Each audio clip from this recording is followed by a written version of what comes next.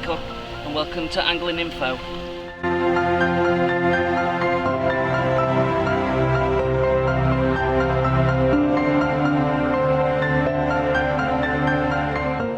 Hi and welcome to Angling Info. I'm just going to run through today making rigs, something you do when it's this time of year and it's rough weather outside.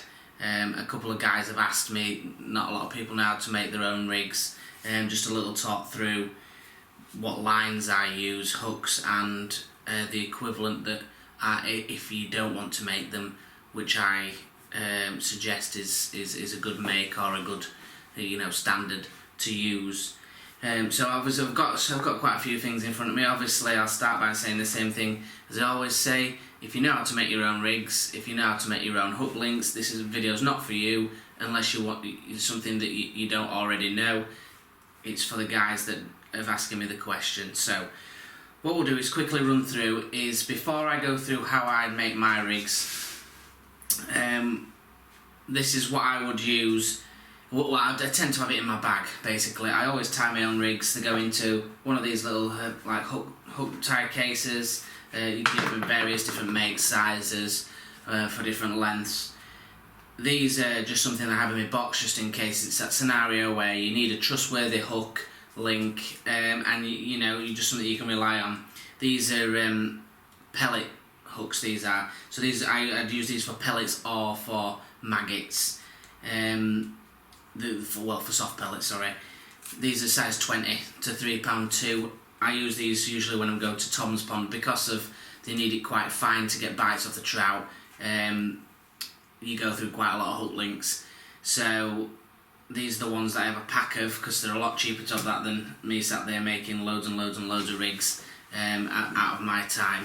So they match this one, they may even match this pellet hooks, MT6s, they're great. That's what I would suggest to have just in your box if you need it there or you don't want to make any, then it's a great thing to have in there. People have their own favourites, that's just one of my ones to have in the box. So what I'm going to do is go quickly through the lines. The reflow power line they don't actually make anymore now, I don't think. It's gone onto the precision power, which is just a new version of the line that they use for hook links. It'd be a good idea to try and get yourself, I know they're not cheap, they're about £5 a spool, but just to get yourself, if you're going to make your own rigs, get yourself a selection of different strengths of line, because that's when you need to match it up for main line and for hook link when tying rigs. So I've got here an 019, which is it's about near £7, £7.6. So that's the only thing I'd ever use that is for margins or paste. And then I'd have the 017, which is about £6. I'd have that as the bottom as a hook link. So they would be the summer, so I don't actually need them for the purpose of today. And then I've got three here, which is an 014, an 015 and an 013. Now, a lot of times this year I'd be using 014 main, an 013 bottom or 015 to 013. I have got 11s and 12s as well, which are even lower. But these are just what I'm going to do up for the margin. I'm going to do you a margin hook link, and I'm also going to do you a banded hook link so you can see how to put a pellet band on, and we'll go from there. So we'll just zoom the camera in and we'll get through and have a look at the what hooks we're using. Right, so what we're going to do to start off with is do a banded, for your method feeders or your pellet feeders, or your say if you're fishing banded pellet on pellet waggler or anything like that. So the line I'm going to use is 015, which is £5, roughly 5.14 it is, and I've got selection there of different size bands depending on what size fish you're going to target and what size pellet you're going to use. So we're going to do we're going to get a smaller one of the bands out. That's something I'd go to band up probably 4 mils to 6 mils maximum. So just put that over there. And the hook that we're going to use is a PR36 Preston hook. They are barbless eyed, obviously. These are brilliant Harrigan hooks. I don't know if you can see with the camera, but you'll see that where the eye is, it's slightly tapered away, and that allows you to put the band on behind, which I'll show you. So straight away what we're going to start with is getting a piece of line. I recommend getting some of these like nail clipper style scissors. They're great.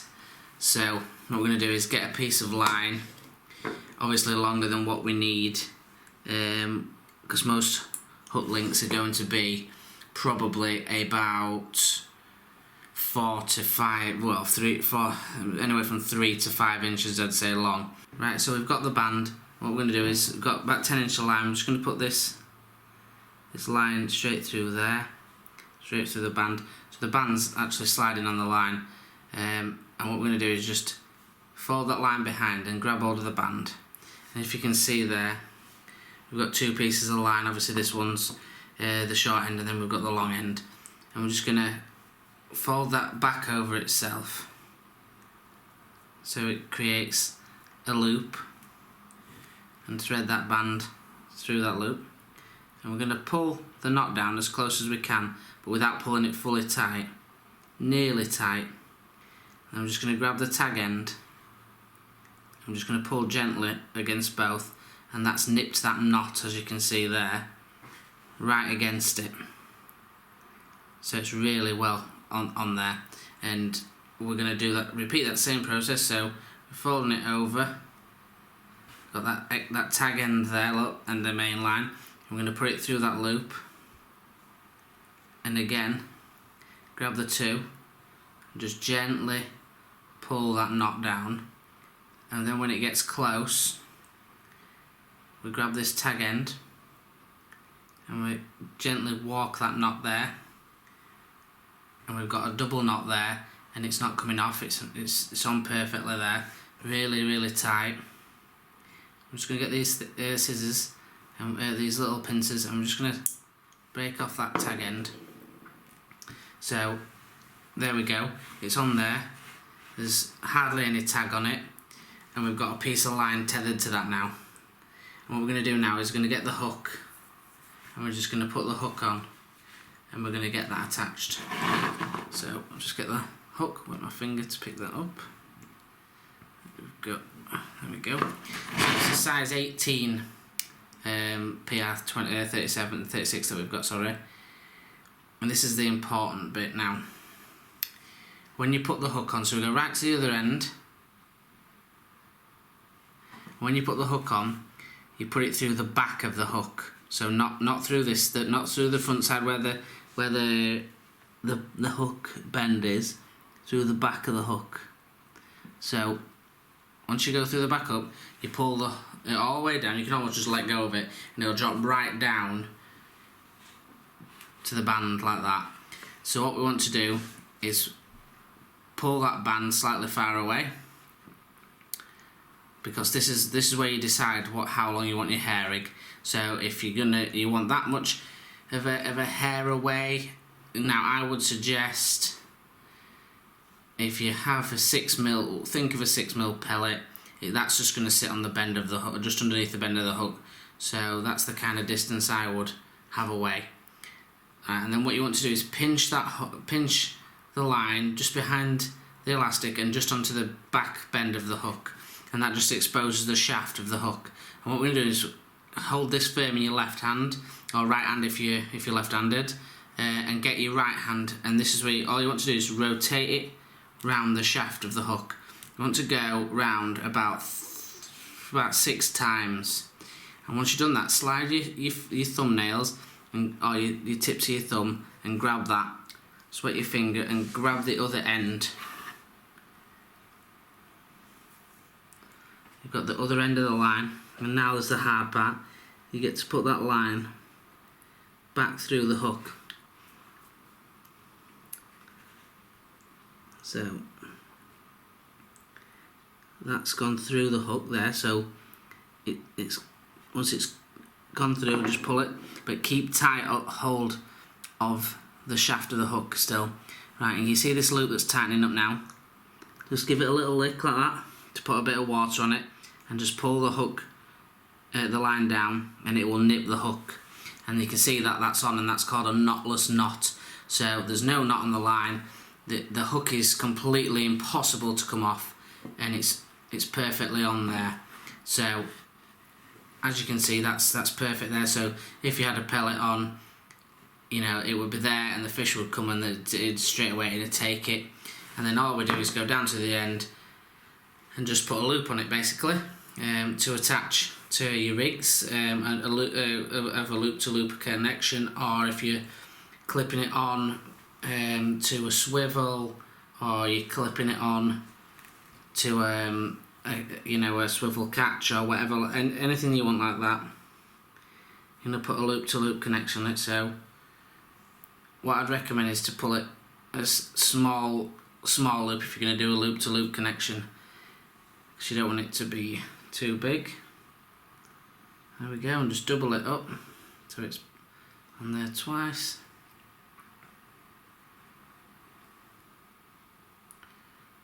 That's it, and pull it down tight, and then we get his clippers again.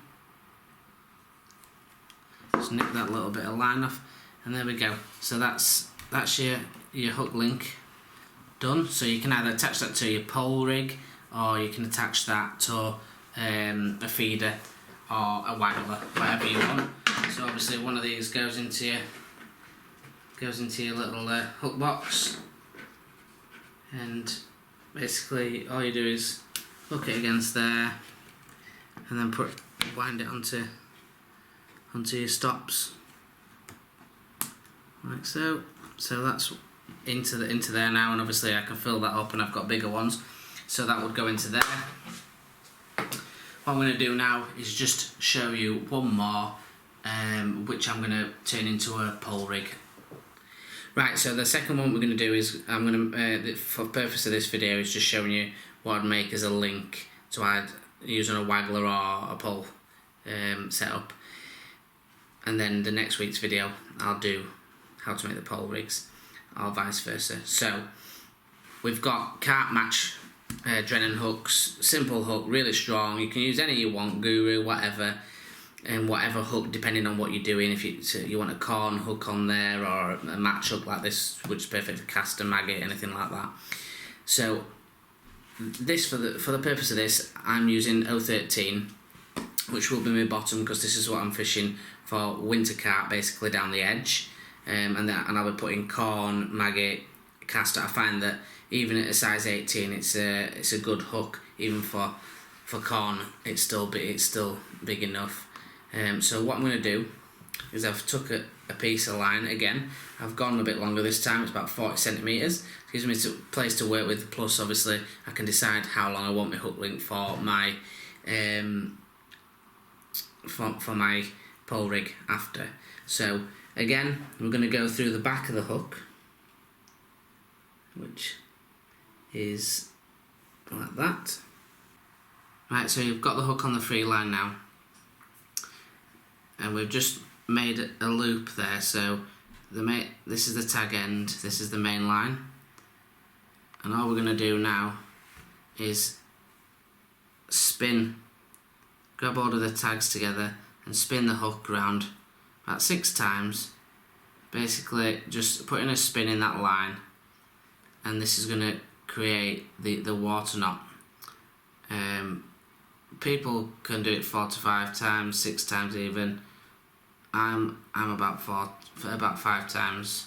Doesn't hurt it to do 6 times if you really want to. So once you've created your loops, just get your tag end out.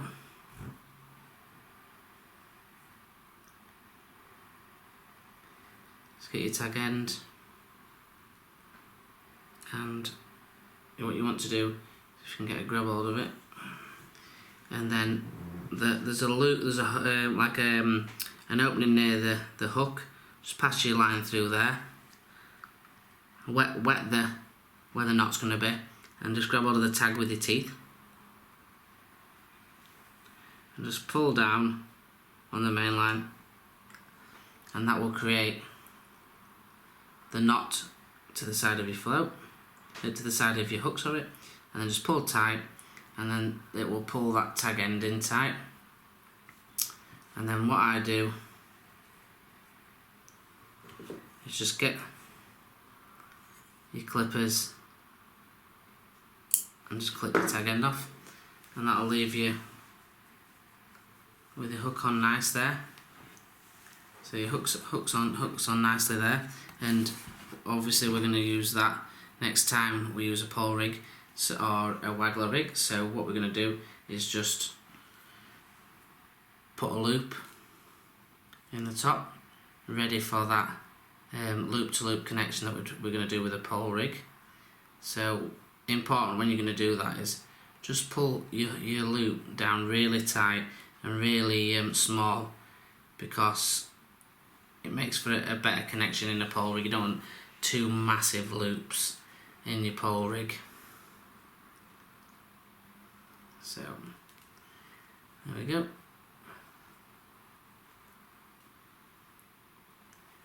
Leaves you with a nice tiny little loop, and there we are.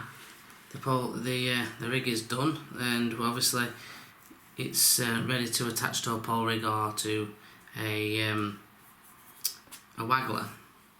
So hopefully this has been helpful. It's not the easiest thing to film inside, and with a light it's a lot easier to show somebody when you stood there. And I know it's not for everybody. Everybody's got their own knots, their own ways, and if you're happy using a hook tire or whatever, do that. That's fine. These are just the ways I do mine. I have good success with them, and it's up to you. So hopefully it's helped to you, and keep subscribed and enjoying using the members channel, and see if you can get yourself on one of the members days that we do every month. And thanks for your support, Tatlines.